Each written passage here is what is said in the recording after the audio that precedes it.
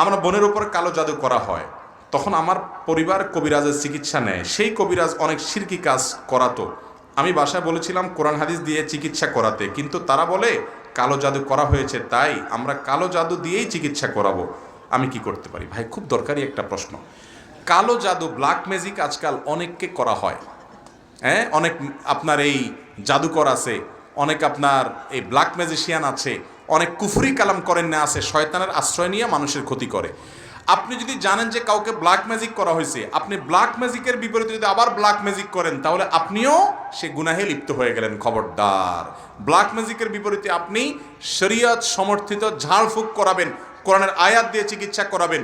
এগুলোতে কাজ একটু আস্তে আস্তে হয়, কিন্তু আমার চোখের সামনে বহু ফ্যামিলি আছে, আমি ব্যক্তিগতভাবে জানি যে আল্লাহ তাআলা তাদেরকে পরিপূর্ণ সুস্থ করেছেন। ম্যাজিকের মতো সব কিছু চাইবেন, ওটার নামই হলো ব্ল্যাক ম্যাজিক।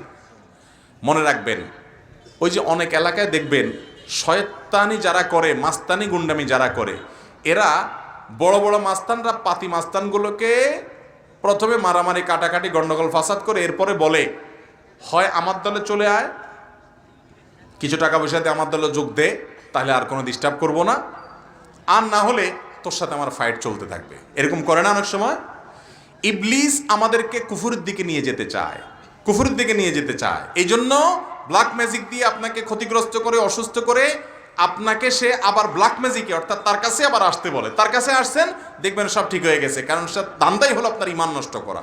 এই জন্য ব্ল্যাক ম্যাজিশিয়ান, জাদুকরের কাছে যদি যান আবার জাদু কাটানোর জন্য, ইমানও যেতে পারে। ডেঞ্জারাস বিষয়।